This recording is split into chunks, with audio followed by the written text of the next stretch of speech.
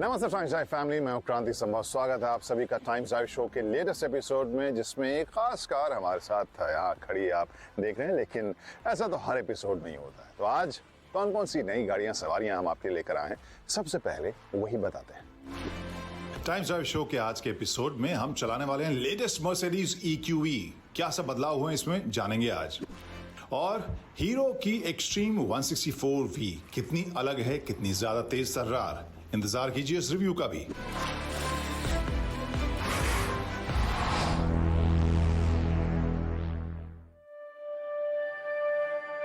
कर फिरदौस बारोए ज़मीन अस्त, हमी अस्तो, हमी अस्तो, हमी अस्तो।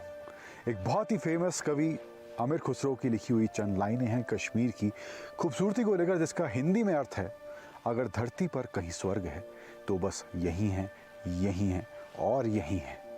और पहली बार जब कोई कश्मीर आता है तो बिल्कुल ऐसा ही उसको महसूस भी होता है। But this video is not just about the beauty of Kashmir, because today we have with us is another beauty from the house of Mercedes-Benz India, which is the all-new, all-electric Mercedes-Benz EQE.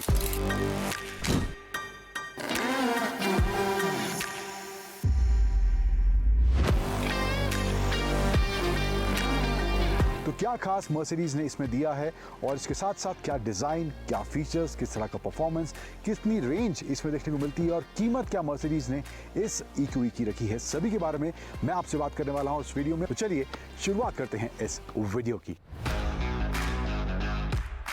तो शुरुआत इसके front design से करते हैं। तो front जो आप face देख रहे हैं वो मर्सिडीज़ EQ वाला, यह EQS वाला कह सकते हैं। यही पियानो ब्लैक एलिमेंट वहाँ भी देखने को मिला, तो ये ऐसा ही कुछ यहाँ पे दिया गया है। और मर्सिडीज़ के स्टार्स आपको थ्रू आउट इसके फ्रंट लुक में देखने को मिल जाएंगे। एक बड़ा सा सेंटर में मर्सिडीज़ का 3 स्टार ये लोगो देखने को मिल जाता है। 360 कैमरा है, तो फ्रंट में कैमरा आपको यहाँ पे दिख रहा है। देन हेडलैम्प्स की बात करूँ तो यहाँ पर इसमें डिजिटल लाइट्स दी गई हैं इस मर्सिडीज़ की EQE में। यहाँ पे फ्रंट में DRL यहाँ पे इसके ऊपर देख सकते हैं, नीचे पे हेडलैम्प्स देखने को मिलते हैं। एंड मर्सिडीज़ कह रही है एडेप्टिव लाइटिंग वाला फीचर इसमें दिया गया है, तो सामने के हिसाब से जो भी आ रहा जा रहा है तो उसके हिसाब से these lights can adjust, and काफ़ी विजिबिलिटी इनकी बेटर देखने को मिलती है। एंड फ्रंट में या साइड में सेंसर्स वगैरह पे ब्लैक एलिमेंट यहाँ पे है। एंड यहाँ पे फ्रंट में आपको क्रोम का एलिमेंट इसके मडगार्ड में देखने को मिल जाएगा। साइड में चलें, टायर्स जो इसमें दिए गए हैं वो हैं 20 इंच के 258 सेक्शन के टायर्स इसमें दिए गए हैं। एलॉय व्हील्स यहाँ देखने को मिल जाते हैं, जो कि सिल्वर और ब्लैक कॉम्बिनेशन के साथ यहाँ पे इसमें दिए गए हैं। साइड में आऊँ, अब इसका जो है बोनट ओपन नहीं होता है, सो आप वॉशर फ्लूइड कैसे फिल करेंगे, तो यहाँ पे इसका ऑप्शन दिया गया है। This is slot over there, यहाँ पे आप पानी डालेंगे, then you can fill the washer fluid from here, जो कि पहले भी हम देख चुके हैं। देन EQE की ब्रांडिंग यहाँ साइड में दी गई है, साइड मिरर में जो है यहाँ पे भी आपको कैमरा देखने को मिल जाएगा। नीचे रनिंग बोर्ड दिया गया है, सिल्वर और ब्लैक रबर उसमें देखने को मिल जाता है। देन डोर हैंडल्स की बात करूँ तो जैसे ही मैं गाड़ी के पास जाऊँगा, गाड़ी चाबी सेंस कर लेगी और ये door handles automatically pop out हो जाएंगे। एंड ऑल्सो यहाँ पर भी इनके डोर हैंडल्स पर भी क्रोम का फिनिश एंड मर्सिडीज बेंज की ब्रांडिंग यहाँ पर इनके डोर हैंडल्स पर भी देखने को मिल जाती है। पीछे की तरफ आएँ, LED टेल लाइट्स देखने को मिलती हैं। कनेक्टेड लाइट यहाँ पे इसमें दी गई है दोनों टेल लाइट्स के लिए। एंड यहाँ पे कुछ इस तरह से पैटर्न या डिज़ाइन ये इसकी टेल लाइट्स में देखने को मिल जाता है। EQE 500 की बैजिंग है, मर्सिडीज़ का स्टार लोगो अगेन, 4मैटिक यहाँ पे देखने को मिलती है। ऑफ रोड मोड भी इसमें दिया गया है। नीचे की तरफ ये क्रोम एलिमेंट इसके रियर बम्पर में भी देखने को मिल जाता है। This is plastic, not body colour, तो ये मामला रियर एंड में इसके देखने को मिल जाता है इस मर्सिडीज़ बेंज EQE के एक्सटीरियर में।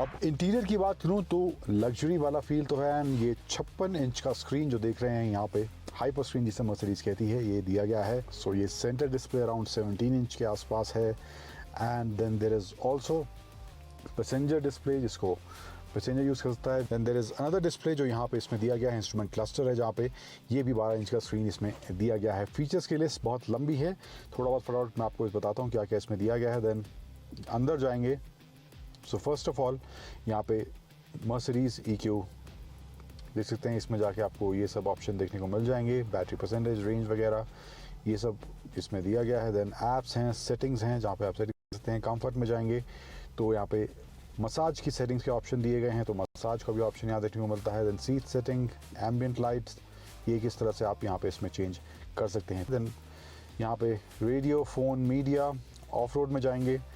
देन ऑफ रोड में जाने के बाद कुछ इस तरह से आपको ये स्टैट, सस्पेंशन, ड्राइव के यहाँ पे इसमें देखने को मिल जाते हैं। Then there is also an option of lifting the car which is because क्योंकि इसमें एयर सस्पेंशन दिया गया है, 25 मिलीमीटर तक आप इसकी ग्राउंड क्लियरेंस बढ़ा सकते हैं, विच इज़ गुड। अगर आप थोड़े ख़राब रास्तों पर इस गाड़ी को ले जा रहे हैं तो वो एक ऑप्शन भी यहाँ पे इसमें देखने को मिलता है। देन ट्रैक्शन ऑन ऑफ का ऑप्शन है। Then there is another option of camera, जिससे आप बूट के नीचे का जो ग्राउंड है वो भी इसमें आपको विजिबल हो जाएगा, जो कि ख़राब रास्तों पर बहुत ही प्रैक्टिकल और फंक्शनल चीज़ यहाँ पर इसमें देखने को मिल रही है। देन इन्फो, स्मार्टफोन कनेक्टिविटी, ये सब ऑप्शन यहाँ पे इसमें देखने को मिलते हैं। नीचे की तरफ आएँ, देन एसी कंट्रोल्स हैं, 4 जोन क्लाइमेट कंट्रोल दिया गया है, 2 आगे 2 पीछे पैसेंजर्स के लिए।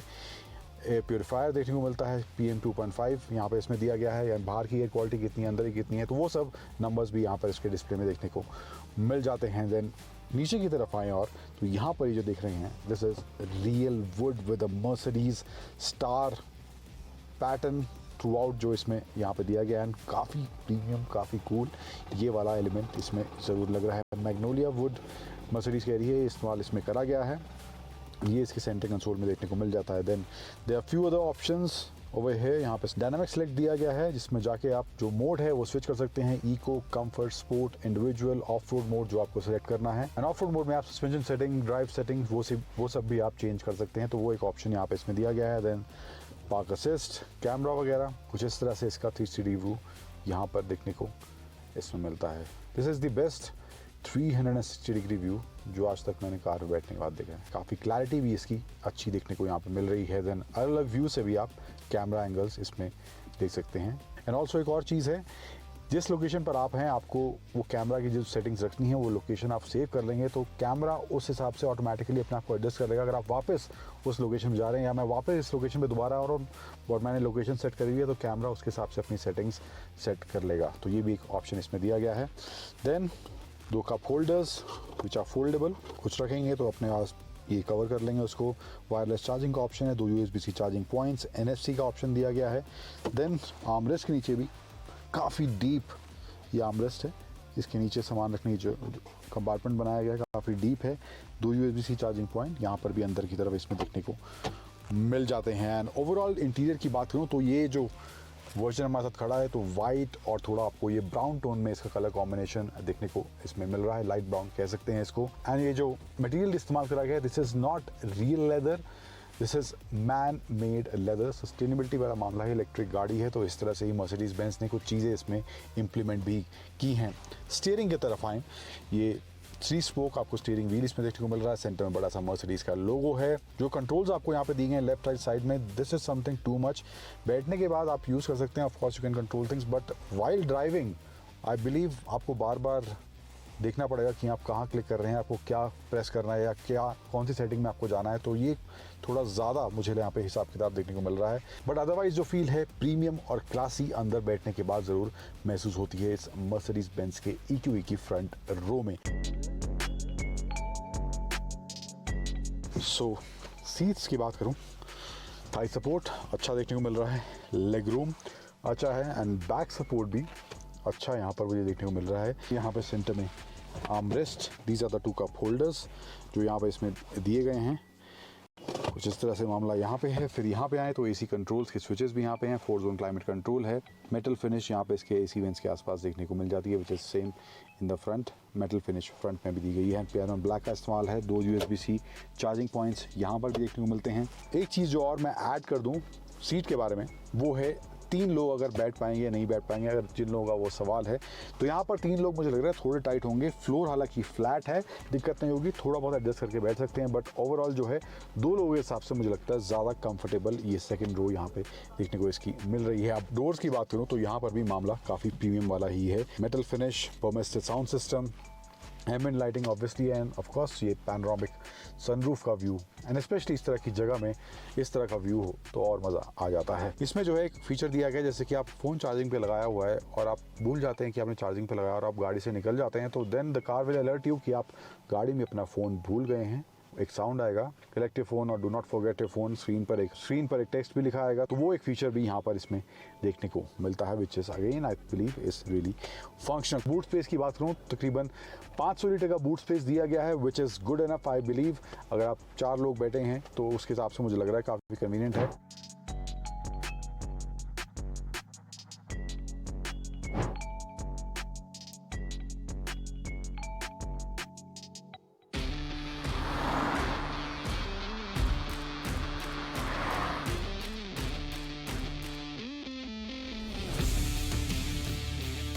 कहानी को आगे बढ़ाते हैं और अब बात करते हैं इस मर्सिडीज की नई EQE के परफॉर्मेंस के बारे में। ड्राइव हैंडलिंग कैसी है, किस तरह कंफर्ट इस EQE में देखने को मिल रहा है। तो पावर फिगर्स की बात करूँ, तकरीबन 403 bhp के आसपास ये EQE पावर जनरेट करती है और टॉर्क है 858 यानी कि 858 न्यूटन मीटर्स का मैक्स टॉर्क जनरेट होता है। 210 किलोमीटर की टॉप स्पीड इस गाड़ी में निकलती है। 0 to 100 टच करती है ये मात्र 4.9 सेकेंड्स में। रेंज की बात करूँ तो 550 किलोमीटर ड्राइविंग रेंज इस मर्सिडीज EQE की मर्सिडीज क्लेम करती है, but in the real world I believe 450 के आसपास आपको ये गाड़ी रेंज दे सकती है। अब इनिशियल ड्राइव या परफॉर्मेंस की बात करूं तो परफॉर्मेंस के हिसाब से गाड़ी का एक्सेलरेशन शुरुआत से ही पेपी है। जो इंस्टेंट पिकअप इस गाड़ी में देखने को मिलता है वो इसके टॉर्क के नंबर को जस्टिफाई करते हुए दिखाई देती है। बहुत ही तेज तर्रार शुरुआत से ही गाड़ी, जैसे ही पेडल को आप प्रेस करेंगे तभी से ये गाड़ी आपको तेज तर्रार महसूस होनी शुरू हो जाएगी। फिर इसके अलावा एक फैक्टर या एक एलिमेंट जो मुझे बहुत ज़्यादा इंप्रेसिव इस EQE में देखने को मिला है वो है इसकी सीट्स को लेकर। इसकी सीट्स का जो होल्ड है वो काफ़ी अच्छा है। जिस माहौल में हम इस गाड़ी को चला रहे थे, back to back turns hilly terrain में देखने को मिलते हैं, तो उस माहौल में भी काफ़ी अच्छा होल्ड इस मर्सिडीज की EQE की इन सीट्स में देखने को मिल रहा था। सस्पेंशन सेटअप और सीट्स के कॉम्बिनेशन के साथ जब उसको मिलाकर देखें तो वहाँ पर भी किसी तरह का कॉम्प्रोमाइज़ मर्सिडीज की इस EQE में देखने को नहीं मिला है। ब्रेकिंग की बात करूँ तो प्रिसाइज है, सटीक है, कोई इशू तेज रफ्तार, धीमी रफ्तार या हिली टेरेन्स में भी बैक टू बैक जो ब्रेकिंग होती है, कोई दिक्कत ब्रेकिंग को लेकर भी मुझे इस EQE में महसूस नहीं हुई है। अब ओवरऑल एज ए प्रोडक्ट की बात करूँ तो जो प्राइस मर्सिडीज ने इस EQE का रखा है, तो प्राइस के हिसाब से सेगमेंट में और जो गाड़ियां हैं, ऑडी की Q8 e-tron है, जगुआर की I-Pace है, तो उस हिसाब से जिस तरह की रेंज, जिस तरह के फीचर्स और लग्जरी मर्सिडीज अपनी इस EQE में दे रही है, तो वो मुझे लगता है काफ़ी एक अच्छा पैकेज इस मर्सिडीज की EQE का जरूर बनाते हैं। एंड अगर आप इस सेगमेंट में लग्जरी के साथ साथ एडवांस टेक्नोलॉजी अपनी गाड़ी में एक्सपेक्ट करते हैं और एक इलेक्ट्रिक व्हीकल लेने का प्लान बना रहे हैं, तो मुझे लगता है उन मायनों में मर्सिडीज की ये ऑल इलेक्ट्रिक EQE एक काफी अच्छी चॉइस आपके लिए बन सकती है। तो अभी तक जो गाड़ियां सवारियां आपको हमने दिखाई, उनके बारे में या जो आप खरीदना चाहते हैं और थोड़ा कंफ्यूज हैं उनके बारे में कोई सवाल है, कोई फीडबैक है, तो फटाफट भेजिए। हमारे सभी सोशल मीडिया हैंडल जो हैं टाइम्स ड्राइव के, वो आपको टीवी स्क्रीन पर फिलहाल मिल रहे होंगे। लेकिन एक गुजारिश है, चैनल अभी मत बदलिएगा, क्योंकि एक ब्रेक तो हम ले रहे हैं, लेकिन ब्रेक के बाद एक और खास कहानी आपके लिए।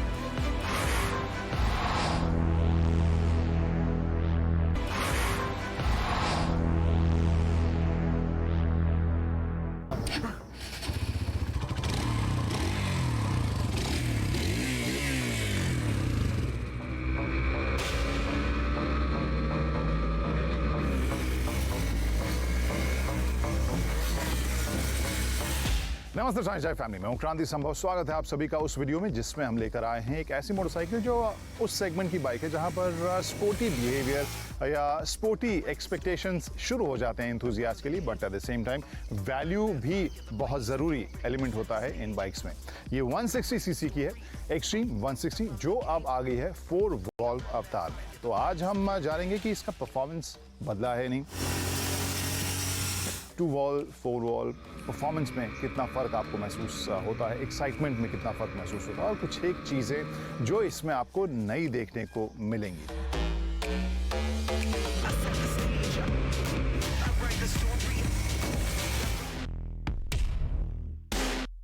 तो जैसा हमने कहा था कि ये उस सेगमेंट की बाइक है जहां पर ऑब्वियसली वैल्यू के साथ साथ आप परफॉर्मेंस के ऊपर ध्यान देते हैं, प्लस एक स्टेटमेंट देना चाहते हैं, और इसी वजह से आप कम्यूटर सेगमेंट की बाइक या छोटी बाइक नहीं लेके 160 की तरफ जाना चाहते हैं। तो यहाँ पर इस वीडियो में हम परफॉर्मेंस के बारे में भी बात करेंगे ऑब्वियसली आगे, लेकिन पहले उस स्टेटमेंट के बारे में बात करना चाहता हूँ जो ये बाइक देती मुझे नज़र आती है अपने सेगमेंट में। मुझे लगता है कि सबसे स्मार्ट या खूबसूरत बाइक्स में से एक मुझे ये एक्सट्रीम दिखती है, स्पेशली जब आप बैठते हैं इस पर, तो आप जो टैंक का साइज़ है वो आपको बड़ा और अग्रेसिव सा लगता है, और वो जो इमेज है वो अपने सेगमेंट से थोड़ी बड़ी वाली इमेज ये बाइक देता है। इसके अलावा यूएसडी फोक्स जो है वो तो आप दूर से ही देख के समझ जाएंगे कि हाँ ये मामला अलग है, इसकी पर्सनालिटी आपको इससे अलग नज़र आती है। इसके अलावा आप देख सकते हैं स्प्लिट सीट्स हैं, उसका भी डिज़ाइन और उसकी जो फील है वो आपको सॉलिड अच्छी सी फील यहाँ पर नज़र आती है। एग्जॉस्ट का डिज़ाइन आई गेस बहुत ज़्यादा डिस्टिंक्ट या अलग सा नहीं लेगा, लेकिन ओवरऑल फील जो है वो आपको एक मस्कुलर छोटी बाइक की फील इसमें नज़र आती है। और इसके अलावा एलईडी सेटअप और आपको शार्पनेस देता इसकी पर्सनालिटी में नज़र आ रहा है। लेकिन यहाँ पर ओवरऑल पैकेज में एक चीज़ जो थोड़ी सी मैच करती मुझे नज़र नहीं आती है, और वो है इसका इंस्ट्रूमेंटेशन। जो स्क्रीन है वो आपको थोड़ा डेटेड, थोड़ा बेसिक सा नज़र आएगा। राइडिंग के वक्त एक टेक्निकल प्रॉब्लम भी मुझे नज़र आ रही थी, और वो है इसमें जो रिफ्लेक्शन है या जो ग्लेयर है वो मुश्किल बना रहा था इसकी सभी इंफॉर्मेशन को रीड करना। तो वहाँ पर उस एंगल के ऊपर आई थिंक हीरो काम करने की ज़रूरत है, क्योंकि केवल मैं ही नहीं, एक दो और फीडबैक भी हमें मिले जिससे कि ये साफ़ हो रहा था कि यहाँ पर जो डिस्प्ले है उस पर ग्लेयर या रिफ्लेक्शन थोड़ा सा आपको इंटरफेयर करता हुआ नज़र आएगा इंफॉर्मेशन के व्यूइंग में। लेकिन आपको बताएं कि अब हीरो ने टेलीमैटिक्स के भी फीचर्स डाले हैं, जहाँ पर कनेक्टिविटी के फीचर्स भी आपको बाइक में मिल रहे हैं। तो यहाँ कुल मिलाकर 1.25 लाख से 1.36 के आसपास की प्राइस रेंज में ये बाइक आई है।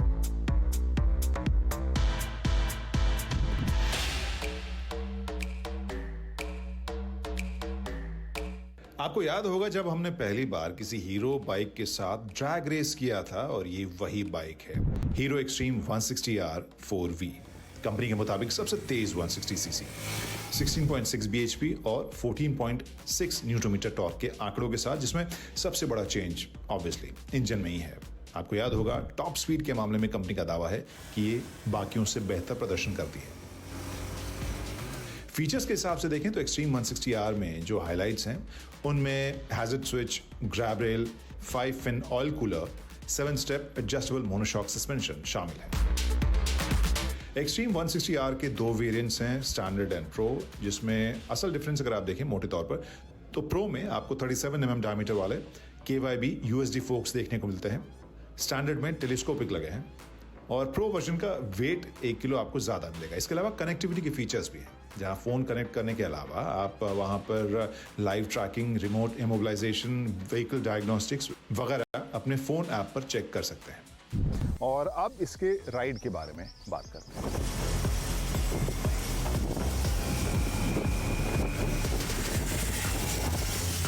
तो असली खेल या असली कहानी ये है इस एक्सट्रीम 160 की कि इसमें अब ताकत आपको पहले से ज़्यादा मिल रहा है, लगभग 1.5 bhp के आसपास की ताकत एक्स्ट्रा है, प्लस इंजन के अंदर जो बदलाव हुए हैं उसमें आप बेहतर गियरिंग, गियर शिफ्ट भी आप शायद एक्सपेक्ट कर सकते हैं, और ओवरऑल रिफाइनमेंट आपको बेहतर लगेगी। तो मैं कोशिश करूंगा कि जो फोकस है मेरे स्टोरी का वो इसकी राइडिंग डायनामिक्स और जो पावर डिलीवरी है उन्हीं के ऊपर करूं कि क्या ये ज़्यादा एक्साइटिंग बनी है या नहीं, और 2V से 4V अगर आप शिफ्ट करना चाहते हैं तो जस्टिफाइड है या नहीं। लेकिन उससे पहले आई नो आप सबको सबसे ज़्यादा जो दिलचस्पी आजकल होती है जानने की आवाज़ कैसी है इसकी, ये भी सुन लेते हैं।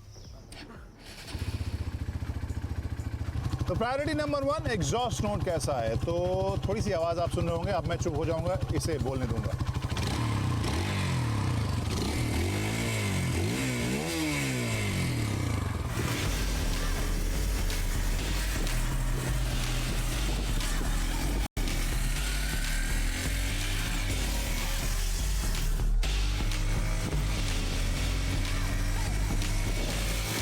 अब यहाँ पर राइड की अगर बात करें तो ये मुझे लगता है कि एक्सट्रीम 160 की यूएसपी रही है मेरे लिए एटलीस्ट। मुझे ये एक बहुत ही मज़ेदार फन बाइक टाइप की लगती है।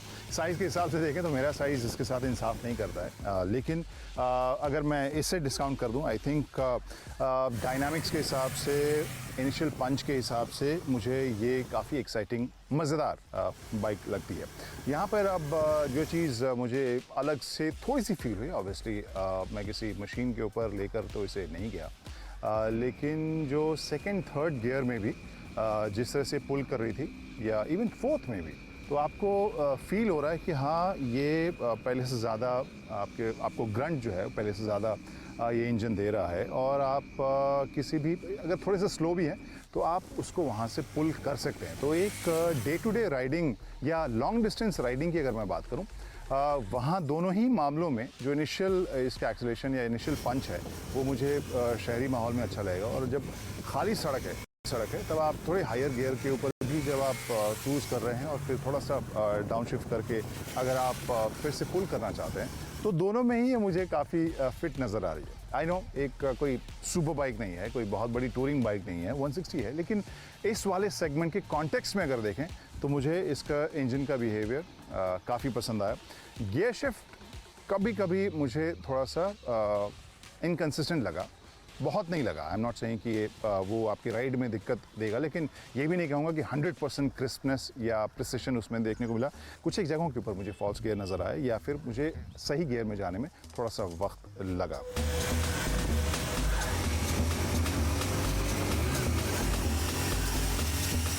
अब इसके राइड क्वालिटी और हैंडलिंग की अगर मैं बात करूं तो यहाँ पे अगेन आपको बार बार मैं याद दिला रहा हूँ क्योंकि है ये 160 सीसी की, तो वहाँ पर आप ऐसा उम्मीद नहीं कीजिए कि हाँ कोई क्रूज़र की तरह आपको आरामदेही मिलेगी या सुपर स्पोर्ट्स की तरह आपको प्रिसाइज मिलेगी। तो यहाँ जिस कंडीशन या जिस रिक्वायरमेंट के लिए बाइक बनाई गई है उस हिसाब से मुझे राइडिंग जो इसका बिहेवियर है, जो क्वालिटी है, राइड क्वालिटी है, वो मुझे आरामदेह लग रही है। एक बैलेंस सा बिहेवियर लग रहा है सस्पेंशन और इसकी हैंडलिंग में। बहुत रिजिड ऑब्वियसली नहीं मिलेगा, आपको थोड़ा सॉफ्ट सा ये सस्पेंशन देखने को मिलता है। और ये शहरी माहौल के लिए मुझे अभी तक जितना मैंने चलाया है उस हिसाब से मेरे बैक के लिए ये काफ़ी काइंड बाइक मुझे नज़र आ रही है, but at the same time काफ़ी प्रिसाइज भी नज़र आ रही है। सो इस सेगमेंट में जिस तरह की हैंडलिंग की आप उम्मीद करते हैं वहाँ पे मुझे इसके इंजन का बिहेवियर अच्छा लगा है, इसकी हैंडलिंग मुझे अच्छी लगी है, सस्पेंशन भी आपको सेटिस्फैक्ट्री मिल रहा है। मे बी थोड़ा सा इंप्रूवमेंट शायद ये शिफ्ट में हो सकता है, लेकिन as a package I like it.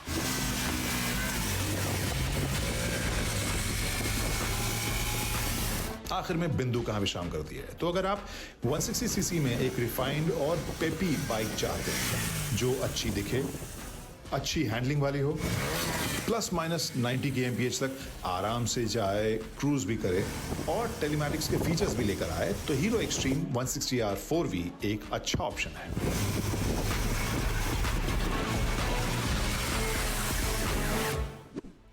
तो नई कार खरीदने की सोच रहे हैं या जो कार हमने आज या गाड़ियां हमने आपको आज दिखाई उनके बारे में कुछ सवाल है तो फटाफट भेजिए। सोशल मीडिया के सभी जो हैंडल्स हैं टाइम्स ड्राइव के वो आपको स्क्रीन पर दिख रहे हैं, वहां पर जुड़िए हमारी टीम के साथ और अगले हफ्ते तक के लिए, अगले एपिसोड तक के लिए इंतजार कीजिए टाइम्स ड्राइव की। Bye bye, drive safely, ride safely and see you soon.